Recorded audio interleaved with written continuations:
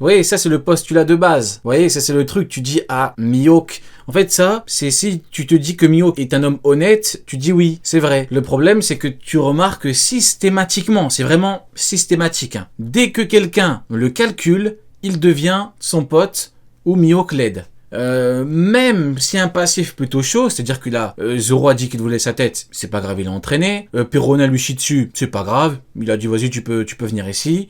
Crocodile, il lui a pas juste chier dessus, il lui a fait la totale, c'est pas grave, on fait une alliance. Bon, concrètement, le mec, il cherche juste un peu d'attention, c'est tout. Wolf, bound by no one and seeking out other wolves to test his strength. Or, I guess in his case, it's actually a lone hawk. One might even say he's a Mihawk.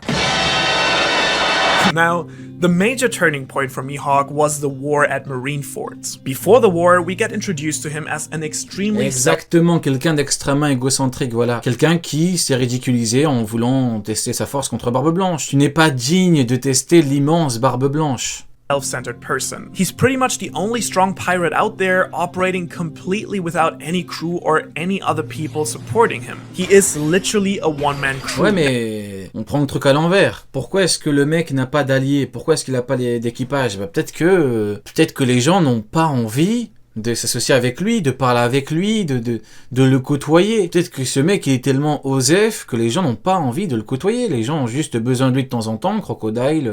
Perona avait besoin d'un toit, Zoro avait besoin d'un maître. Mais concrètement, voilà, les gens n'ont pas envie de squatter avec lui, c'est tout. Parce que, voilà, humainement, il est peut-être qu'il est exécrable en tant qu'humain, je ne sais pas, certainement. Parce que posons les bonnes questions, on aura peut-être les bonnes réponses. That sails the seas, bored out of his mind as he has no one to test his ridiculous strength on.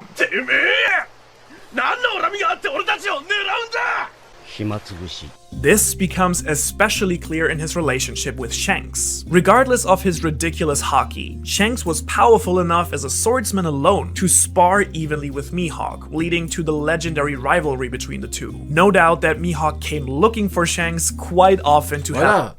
Il a raison là, c'est certainement Mihawk qui venait emmerder Shanks, pour venir faire des combats. Je pense que je n'ai aucune certitude, hein, mais je pense que Shanks, au bout d'un moment, il devait lui dire, vas-y frérot, arrête de me faire chier, j'ai d'autres choses à foutre. Voilà pourquoi Mihawk il est tombé en dépression quand Shanks il a perdu un bras, parce qu'il s'est dit, j'ai perdu mon seul ami avec qui je peux faire des combats. Il est tombé en dépression et puis il est devenu Shishibuka et puis il a plus fait grand chose de sa vie. Mais concrètement, c'est vrai que ça devait être un petit peu le pote relou, Mihawk, vous connaissez. Vous connaissez tous quelqu'un, un pote un peu relou qui vient faire chier tout le monde. Je pense que c'est un peu lui, c'est un peu Mihawk, c'est le pote relou. Have a duel. But when Shanks sacrifices his arm for Luffy and inspires him to become a pirate, Mihawk doesn't care at all about his motivations and the reasons. He simply sees Shanks sacrificing his strong sword arm as an insult to their rivalry and doesn't even bother to draw his swords against him.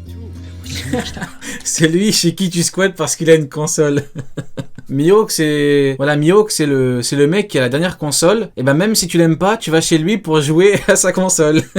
Et ben voilà, c'est lui. C'est Perona l'aime pas plus que ça, mais elle squatte avec lui parce qu'il a un château, parce qu'elle peut dormir là-bas. Zoro, il aime pas plus que ça, mais par là-bas parce qu'il peut l'entraîner. Crocodile, il aime pas plus que ça, mais par là-bas parce qu'il peut faire une bonne alliance. Voilà, c'est ça, c'est son rôle.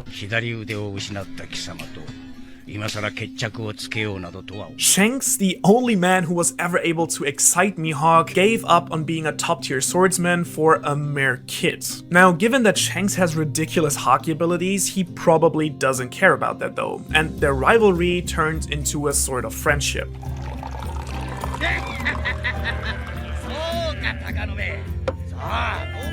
However, while that was all nice and well, that now left Mihawk with absolutely no one to rival with and test his skills on, and he ended up so bored and aimless that he chased after people like Don Creek, just to get a bit of a kick out of it.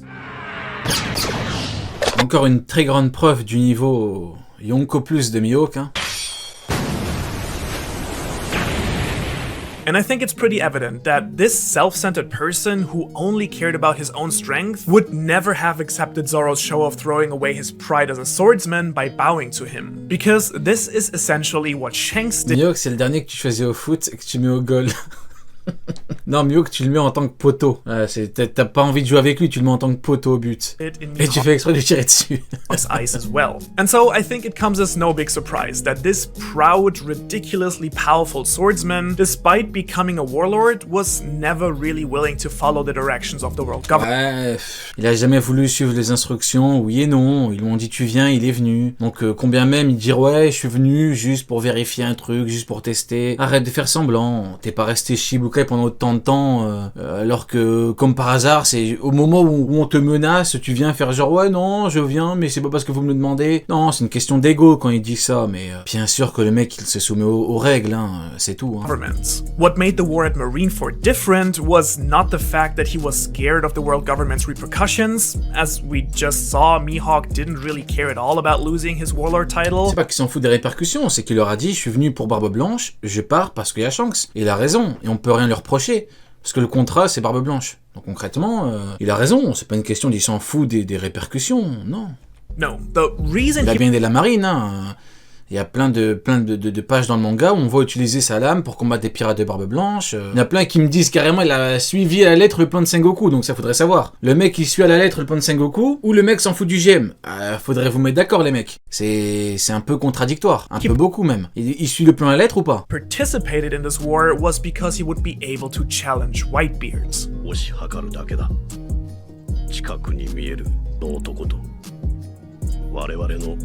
The strongest man in the world versus the strongest swordsman. Basically, Mihawk went to Marineford for a kick as well. Oui, bien sûr, il est parti que pour Barbe Blanche, oui, bien sûr. C'est pour ça qu'après il voulait fumer Luffy. C'est pour ça qu'après, on l'a vu combattre plein de fois pour fumer les pirates de Barbe Blanche. Oui, bien sûr, il est parti que pour ça. Et après que Zeus l'a arrêté, il a retenté de tester Barbe Blanche. Oui, bien sûr, oui. Well, to fight the only man he believed worth fighting at this Mihawk P, c'est un très bon manga. Hein.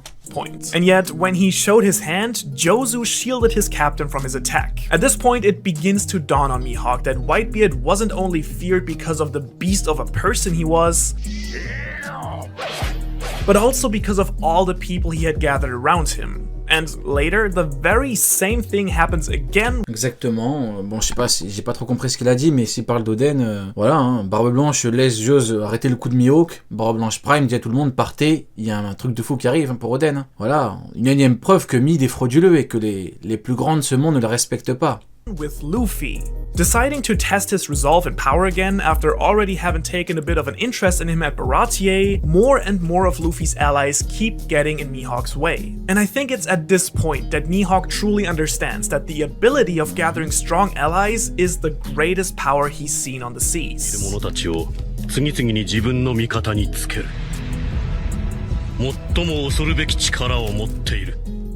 And yet, his mind doesn't change completely here just yet. When Shanks arrives to end the war, he realizes that there are no more worthy opponents left to fight, and he leaves. Shanks is the last person he wants to fight after he ruined the rivalry, and of course, to be fair, also because Shanks as a Yonko is most likely still just out of his league when he uses his haki. And so things only really change for Mihawk after the war, as Zoro is transported to his islands. And it is this interaction between them that brings Luffy's impact on Mihawk to full bloom. Zoro is the only character, as far as we know, who Mihawk hopes can grow to one day challenge him. And yet here Zoro is telling him that fighting for the self-centered greatest swordsman pride, something that Mihawk has only ever cared about, does no longer serve as his motivation.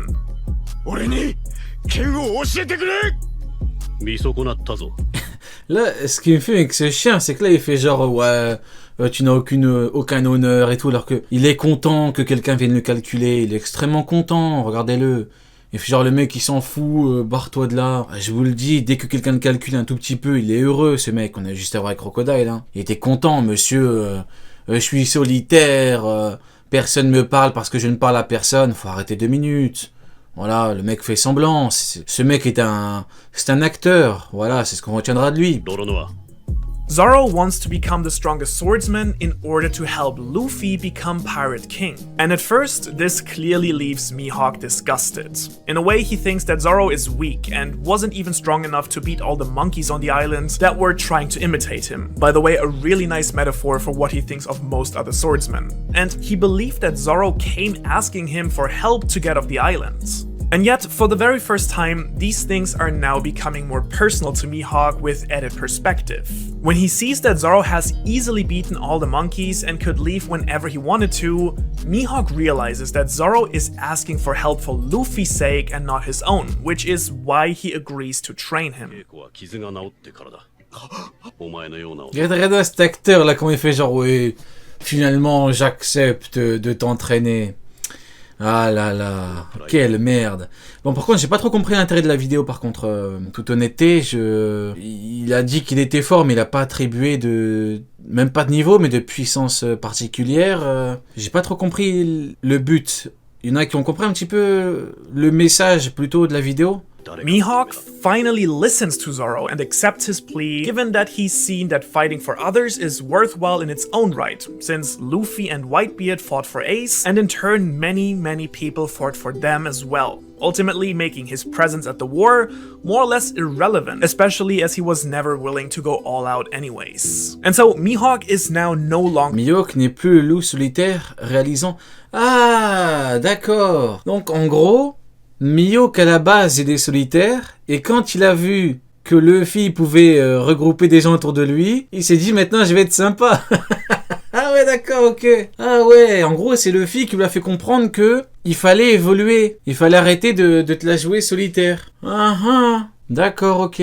The lone wolf, realizing that... Moi, je pense qu'il a toujours été comme ça, c'est juste que personne ne calculait. Il y a juste à voir comment, quand il a bu avec Shanks. Bon, Shanks, voilà, mieux qu'il était content d'être là, quoi. C'est pas... il a bu, quoi. C'est pas... je viens pour te montrer la prime et je me barre parce que je vous aime pas, et que je te rends juste un service. Non, concrètement, il aime bien être entouré. Je pense que ça n'a pas changé grand-chose, maintenant. That having someone by your side to fight for is what gives one true freedom and purpose. Is something that pre-war Mihawk would never have been able to do. And ultimately, I believe that Mihawk's character... Et je crois en fin de compte que l'arc de personnage de Mihawk serait complètement terminé s'il décidait un jour de... fully completed if he ever decided to spar with Shanks again. Ok. Mihawk's character arc would be fully completed. Bon bah écoutez, vidéo plutôt particulière sur l'horrible mid. Bon bah moi ça m'a permis un petit peu de parler, de donner mon avis sur pas mal d'éléments de sa vie, même si bien évidemment un jour on fera les comptes, hein. Mais voilà, c'est quand même particulier. Voilà, bon écoutez, peut-être que c'est le Luffy qui l'a ouvert les yeux, hein, qui sait.